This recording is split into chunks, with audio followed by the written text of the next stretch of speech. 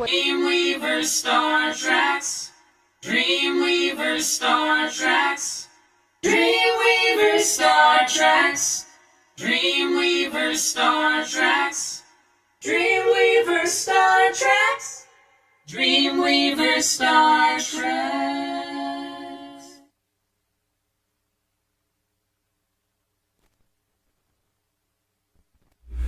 And welcome to DreamWeavers StarTrax. I'm Ren. This is BZ, our guest, and Corinne, my co-host as well. I'm Corinne. Thank you, BZ. Thank you. Don't stop. We are DreamWeavers StarTrax, as Ren said, and DreamWeavers run on imagination, ROI. My beautiful husband and host is an acting coach, filmmaker, screenwriter, playwright, and I am a singing teacher. And performer and singer and actress. And songwriter. I forgot about that. All righty. Well, let's figure this out. Voiceovers. This is an area that we grow up and we hear a lot, especially with animation, but everything commercials, where we don't see the person but we hear the voice. Right. How? And if we listen carefully, BZ has an exceptional, unique voice. Natural lows, beautiful colors to it. It's just, you hear it and you can't forget it, which is one good advantage for voiceover. Yeah. So, when did you, your voice always been that way, or how'd that go? Surprisingly, I hit puberty when I was 8, and my voice changed. And the crazy thing is, my aunt started teasing me about it. Every time I would come around, she would drop the timbre in her voice and talk to me in that way. Now, mind you, she's been doing that since 3rd grade. She still does it to this day. Wow. Still. And because of her, whenever other family members are around, they do it. Oh man, that's ugly. So it just is. And the crazy thing is whoever would have even thunk or that I would grow up to use what it is that I've been teased about for all these years. So that's turning lemonade out of lemons. I like that. Just I like gonna say that. See, great minds think alike. So we met. Corinne knows a little bit. We met. What was it? 2005? No, it was earlier than that. It was probably 2003. 2003. Yeah, it may have been like 2002, 2003. Boy, see, young minds and all. Just saying. We were working on shows and creating them, and BZ was a really fun and clever actor. Thank you, man. And you couldn't forget all that type of stuff. Like, what we do? It was a show called 2 shows, Hot Hollywood and Meet Tony. And Ren directed and wrote the shows, and I was musical director, and BZ was an amazing actor. It was fun. Filled with scene from Raisin in the Sun. Oh wow, yeah. Sure The crazy thing is back then is when I actually started voiceover, when we met. Right. And that's when I decided to go for it. But I remembered after speaking to who I consider my mentor, Rodney Salisbury. He's the guy that does "Need a Moment? Chew it over with Twix." Oh, I love Twix. Right. Just saying. So, I did some studying and some research, and to come to find out that voiceover entails acting. You need acting in voiceover. So I decided to start looking up acting classes, which is where I found the two of you at New City Theater. So I'm like, well, let me go ahead and start doing the acting part of this before I start actually getting some coaching for voiceover, because I know that that's necessary for getting into voiceover. Now, the thing about voiceover is singers actually kind of naturally get it. Really? Yeah, because there's a musicality and tonality in voiceover. I never ever thought of that. But that would make sense. Yeah. That would make sense. And for anybody who has an acting background, if they're doing acting and have been doing it for years, they decide to go into voiceover, they sort of have an advantage because of the fact that it's acting. Gotcha. But if you have neither background, it's sort of kind of tough, but you can still do it. And the thing is, most people think that you need to either have thunder throat or a bunch of different voices and whatnot, all of that's secondary. Oh, really? Yeah, the would- acting and the delivery is Storytelling. primary. Okay. There Okay. we go. That's just like being on camera, right? Yeah, but with the exception, and I've just learned this recently, with off-camera voiceover work, these are your weapons. These are your primary weapons. This is what helps you to deliver the story. Oh, Just like I'm the delivering. physicality, actually? Yeah. And the thing is on camera, which I'm just recently finding out, a casting director made me sit on my hands. That's like taking a lightsaber away from a Jedi. That was a rough moment. Yeah, so while I'm sitting here delivering lines, I can feel myself trying To to. move your hands? Yeah, Oh, that's funny. because these are a voice actor's main weapons. Never ever heard that. That is so cool. Yeah, absolutely. So you've done a bunch of different voiceover. What companies have you done? Thank you, Lord. Surprisingly, today I just did a commercial for McDonald's. Bam, people, just saying. Yeah, and McDonald's has actually been one of my bigger clients. Rent a Center is a big client. I did some stuff for Nickelodeon, Dora the Explorer, read-along books. Really? Yeah. Kroger. I haven't done much animation because of where my voice sits. I do have a couple of characters. Yeah. However, where my voice sits, I don't do. I'm pretty much toward movie trailer, narration, live announcer. Right. That's interesting. I had no idea that the And timbre. we'll see some of that between takes, because we Right. put some of the footage, and it's amazing. What do you hear?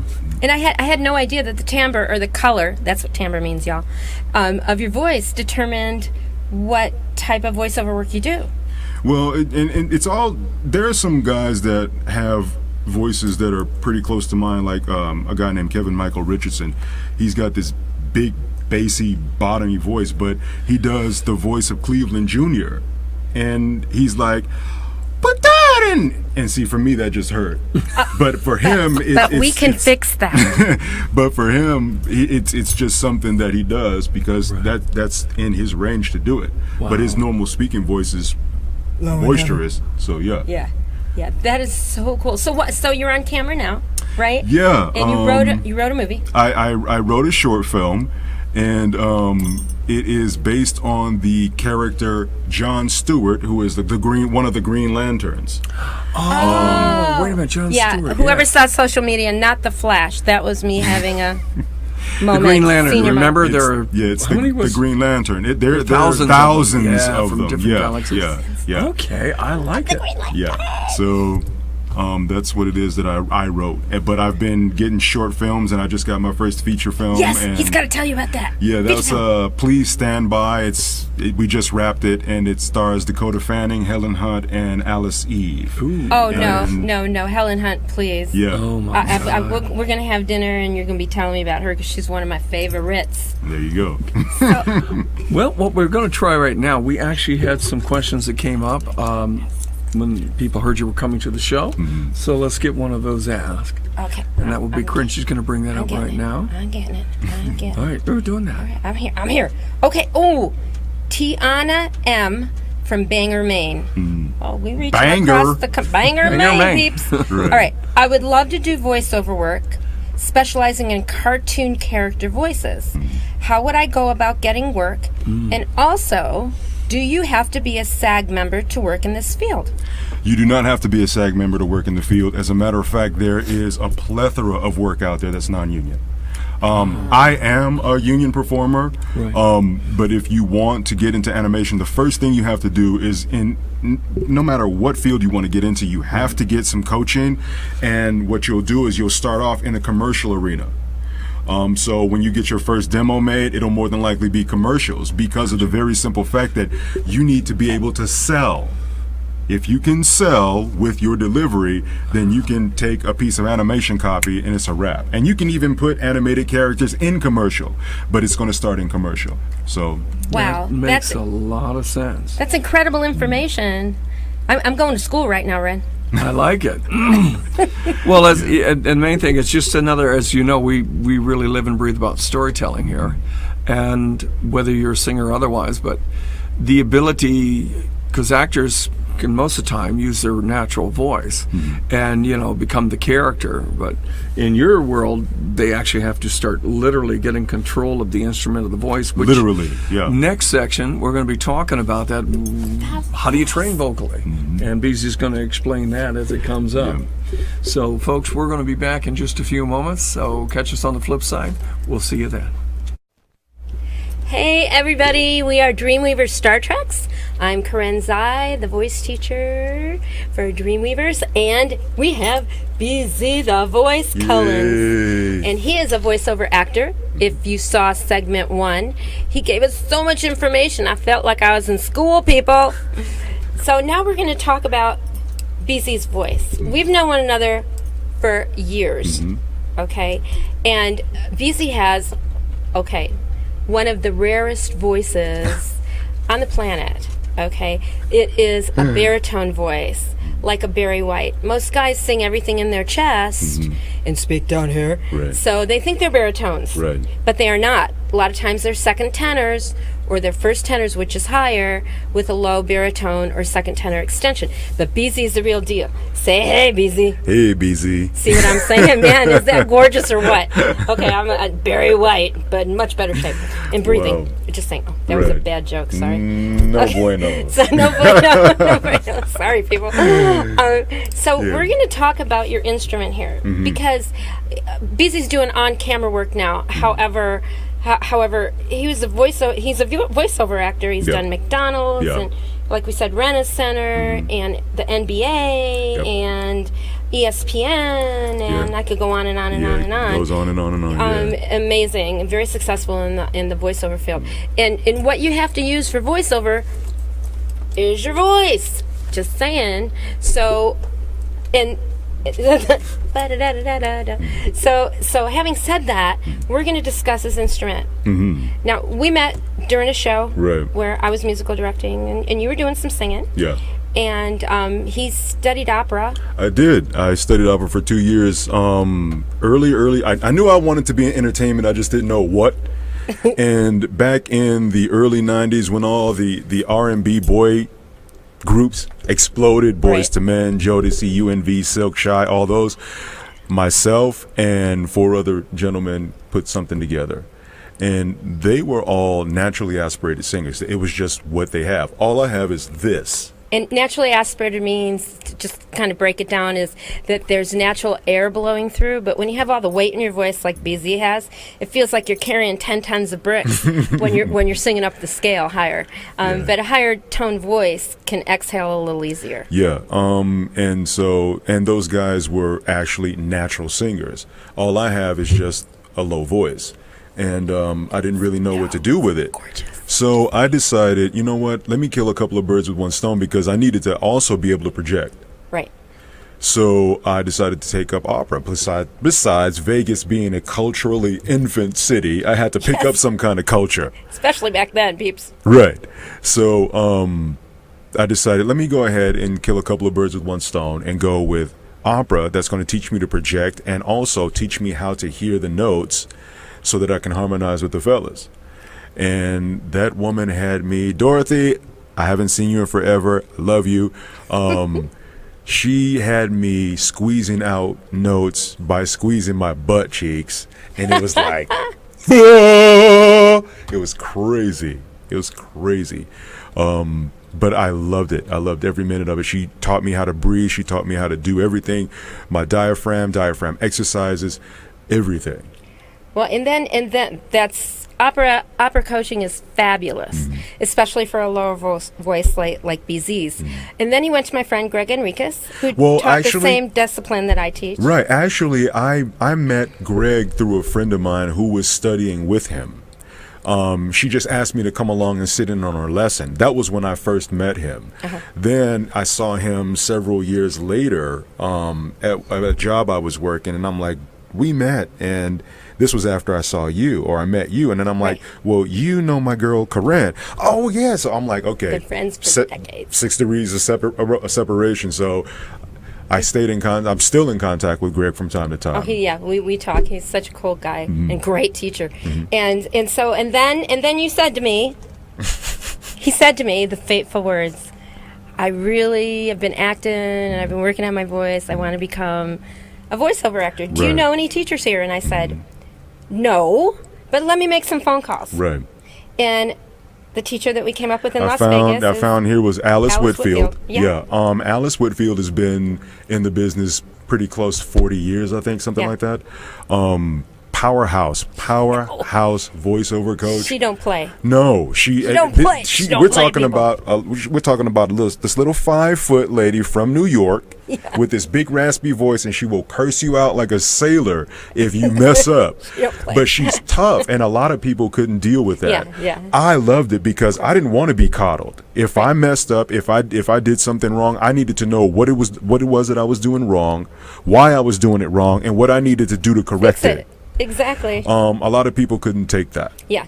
Well, feelings are very fragile, and some people look at the talent as like a baby, and you don't want to call the baby ugly. Right, You know, right. your baby's ugly, Yeah. and that upsets people. So Alice helped you and got you started, and there's a couple other things I really want to touch on since this is the voice part of the segment. Okay, character voices.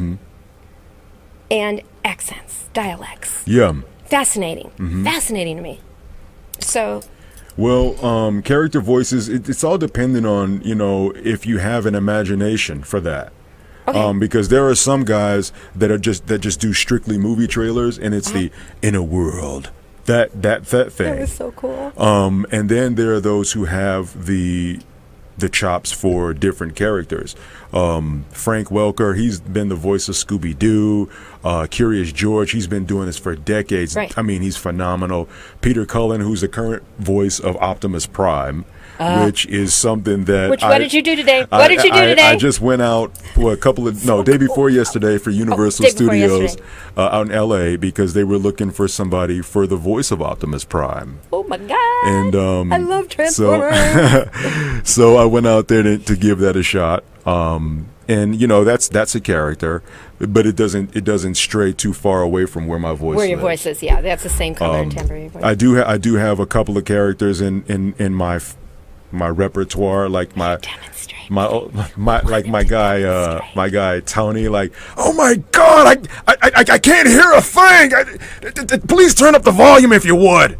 So that's my guy so Tony. cute. And Give us another one. another Right one, on the spot. I love it. another one is a character I call Len, who I actually based on a character of my cousin. His name is Len Itch, and he's like, well, let me tell you what my name is Lenny G, not to be confused with Kenny G. You know what I'm saying? I love that. Okay, one dialect. One dialect. Just one. Let me see. Which one? Do Irish. Irish. Oh, what's up with the morning to you, lassie? Oh my God, that's so cool.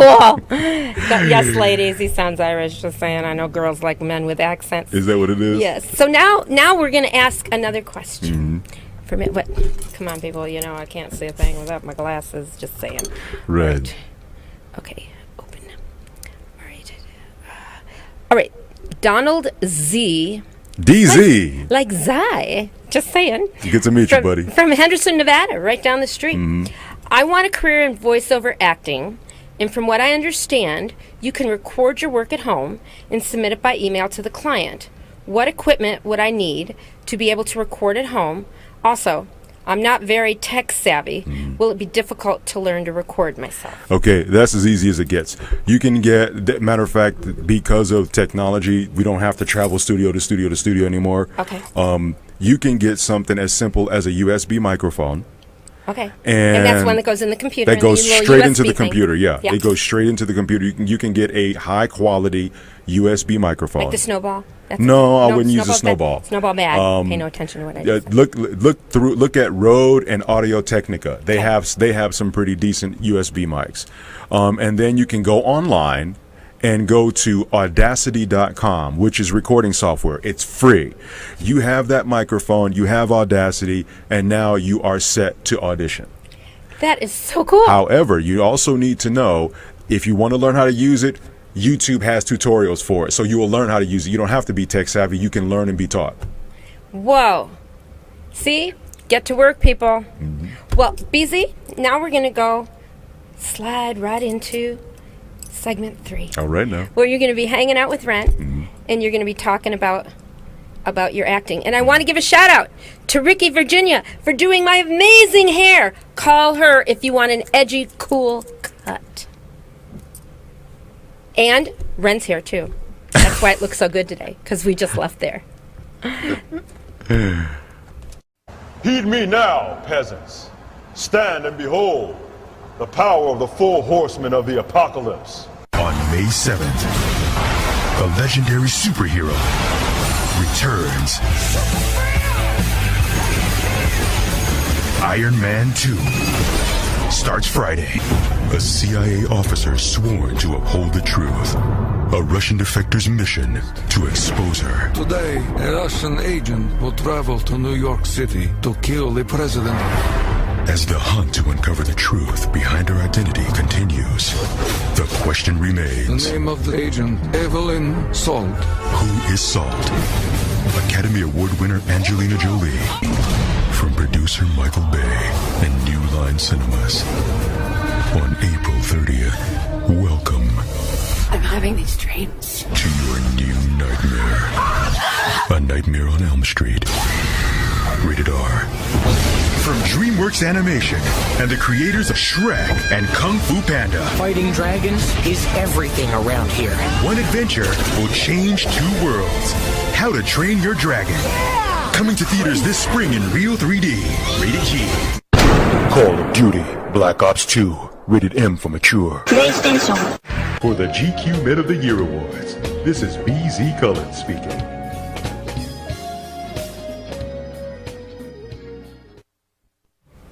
I'll bet you didn't know that one of the Green Lanterns' major powers was slight invisibility. Voila. You see how that works? That's cool. Bam! Bam! Ooh! And see, now he's back to civilian. Talk about a costume disguise. Now, last time, just for a brief moment, because you did a Optimus Prime. Lay a little Optimus Prime on us. I am Optimus Prime, and I send this message to any surviving Autobots taking refuge among the stars. We are here. We are waiting. Beautiful. That's the game. Once you get your voice down, you get everything down, then it comes down to your storytelling. Yeah. And that's the more unique part, because at that point, that's the real meat and potatoes of the game. Because you want to get to an audience to remember you, you got to get to their heart, and they got to disappear from the couch or the theater seat to follow you. Voiceovers are unique in the sense that sometimes we may not see you. Right. So what do you do in your preparation, development, so that you can bring that character through the medium of voiceovers? Well, Don LaFontaine, rest his soul, loved that dude. He, I used to send him emails, and he would reply like in less than 24 hours. Now, this is the only guy in voiceover that's making 8 figures a year. Wow. And he took his time out to let for those who were starting out. He would reply to us. He would actually share his voice if he had time. If people wanted him to do voicemails and stuff like that, he would do that. So I follow in that footstep. Wow. I donate my voice to student projects. Gotcha. Reading for the blind and for children. This is a gift. This is a God-given gift, great. and I would be arrogant not to share All it. right. Don said the words dictate how they want to be read. Correct. If they're written well, yes. Correct. And our job as a voiceover actor, your job as a voiceover actor, even if it's not written well, is to take it and make it well. Yeah. Because there are some writers out there that Somebody's nephew really wanted that shot at the game. Yeah. and they give them the shot. So it's our job as professionals Yep. to convey whatever is on that piece of paper. And he said something really important. The words tell you what to do. A well-written story, and that's why we talk to most of our actors and kind of keeps us centered as actors. And that is, what does an actor serve, a director serve, television, film, the whole thing. We serve a story. And then, but the story doesn't do any good if it doesn't serve an audience. Right. So, yeah, so you basically get that story out to the audience, which is really cool. So, give me an idea of some prep stuff that you'll do. Where are you at? What are you doing? Give me an example. Well, for me, like today when I did the McDonald's commercial, right? Honestly, there really wasn't much to it. But when you have this one was dialogue. It wasn't an announcer. I was a character. Right. I was guy one, and then there was a guy two. Right. Right. So I'm sitting here looking at the script. I'm like, this is the line. I'm like, okay, I need to add this. I need to add that. And as a voiceover actor, especially for radio, we have carte blanche to change to make sure that the flow of what's being read is natural. Because what do you mean carte blanche? Give me an idea. They give let's say we have something written out on the script. Now, what I had to say in my first line was, I need to get my snack budget straight. Okay. Well, I started off with, oh man, stuff like that. Oh, they give you freedom. I like it. Like an organic scriptwriter. Just in order to make it flow. Nice. And because the whole Gary announcer, Sunday, that's out the window. Right. Voiceover, the trend for voiceover, and it has been for quite a while now, is what you and I are doing right now. Right. Natural conversation. And for those who can take what's on that piece of paper and turn it into natural conversation, because right now I'm talking into a microphone, and whoever is hearing me, I'm talking to them, even if it's 10 million people. Exactly. So it's a matter we of... We are definitely worldwide. Right. So it's a matter of conversation. Right. And for those who can take that piece of paper and take that copy, that's what the scripts are called. Right. It's called copy, who can take that and make it conversational, because you'll see a lot of specs that say non-announcer, conversational. You see a lot of that. Wow. So that's interesting. That's what the deal is. Because scriptwriters get a little tight about what they write sometimes. Right. But that to me works. As a screenwriter, actually write in what's called an organic fashion, because also having spent decades on stage and performing, I learned that the only thing I'll outdo a writer, if you give a character the depth of his part and they take off with it, sooner or later they're going to become that character. And that character can sometimes outwrite a writer like that. And so I always like to leave it alone. When I see someone's completely gone and they are that person, I tell them, freed up, whatever comes here. Right.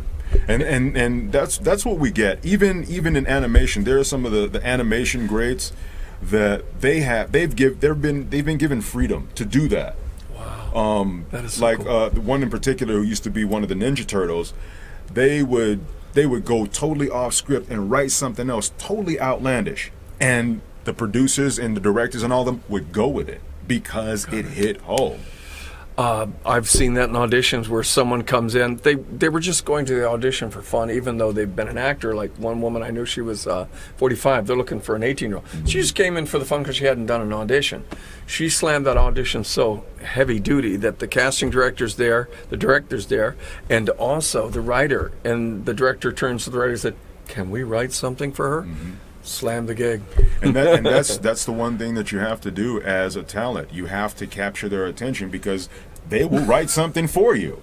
Yeah. Even if you don't fit the role, they'll write you in for something, even if it's this big. Got it. And that's true what they do with that. And that's the amazing part, how they do that. So actually we have Miss Desiree, our producer, is handing a question. Let's see what we got over here this time. And who do we have that for? Okay, there. Technical moments. Oh, here we go. Thank you, Miss Des. All right, what do we got? Yes, I do wear them. Sometime. All right. This is take 2. BZ, Donald Z, Henderson, Nevada. Next one. Next one. There's the next one. Okay, I thought we were there. Take 3, Ren. Willis H. Sparks, Nevada. Hey, what's happening up in Sparks? Okay. I'm feeling the emotion when I'm acting, but people say they don't see it. How do I project my character to an audience? Right here. Very simple. These are your weapons. As you can hear my inflection right now, because I'm throwing my hands, these are your weapons as a voiceover actor. True. This is what you need. When you have a piece of paper in front of you, move. MOVE. Movement. observes vocal expression. Got that? All right. Move. And one more thing here, I'm going to be really clear with you. When you made this statement here, how do I project my character to an audience? Don't see an audience. You're a storyteller. See your story. If there are people in front of you, don't see them. See who you are performing to. See who's in your story. Eventually, what we want to deal with is when you're looking at the people, and let's say it's a romantic scene, when you look at them, that is who you love. When you're upset with them, that is who you're upset with. And you look them right there. Transform them into your story. Don't see them as an audience. Because eventually, obviously you work stage, so don't be on stage. Get into the story, and they'll stop being in their chairs. All right. We're going to come up here. BZ, thank you so kindly Thank you for coming for in, having brother. me. I appreciate it. Bless you. And we're going to come up here in just a few moments, and we're going to take some more of your questions. Catch you on the flip side. You know very well once you're gone, now fit to tread the ground. I'm walking on when it's cold outside and you got nobody to love.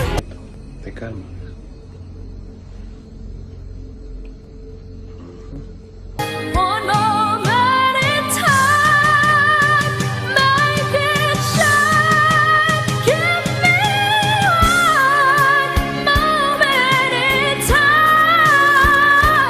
You and Mom would be so proud of me. Will you just please come home?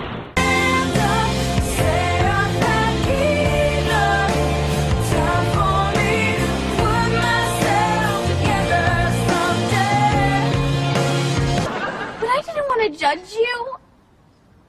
I should have judged you.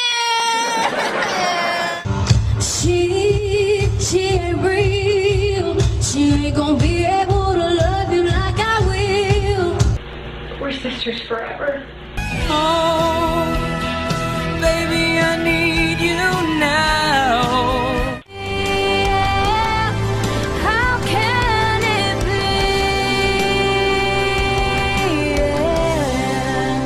be? Nico, thank you. Thanks, buddy. Have a nice life. I'm out of here. You tell me life is beautiful. They all think I have it all. You should go because you never know when you're gonna run into two burnables that are very, very hungry. Strong when they tell me that I'm better off. But Dad, I'm really great at what I do. Let me go! Okay, I don't need you! I don't need anyone! I just need you now.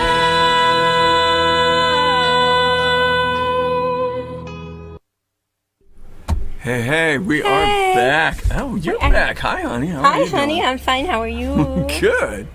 All right. This is your turn.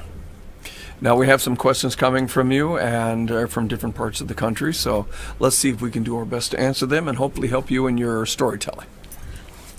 Glasses, people. All right. This question is for Ren. Okay. Okay. Willis H. from Sparks, Nevada. Cool little town. 2 Sparks. All right. I like Yeah, it. yeah. That's cool. Wow, that's right. Is that the same one? No, it's a different one. Okay. I'm feeling the emotion when I'm acting, but people say they don't see it. Oh, we did this one earlier. We did this one. Yeah. Wrong one. Okay. Suzette S. from Indianapolis, Indiana. That's new. Hey, I'm having one of those days, people. Just bear with me. Okay. What do you mean? By an actor needs to dream while awake. I saw you mention it in the last couple shows, and I don't understand. Oh, okay. Let me elaborate on that a little bit. What I mean is, what you're trying to, how do I know when I'm really there as a top-notch actor?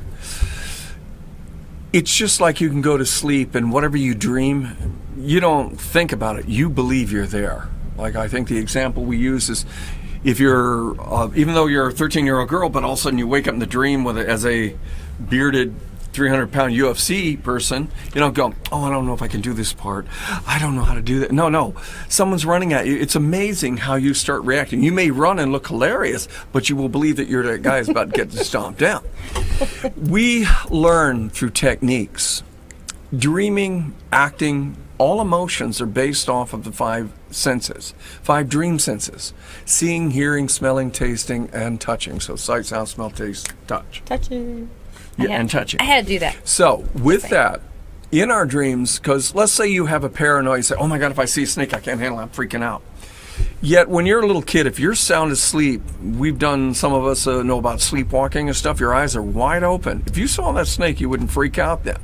So what really makes you react isn't your eyes, it's the seeing you do in your mind, your dream sense. Okay. So once you learn to see the part, start imagining the part, like when you were a little kid, you can imagine, see, hear, smell, and add all your senses. What am I seeing in this scene? What am I hearing? What am I smelling?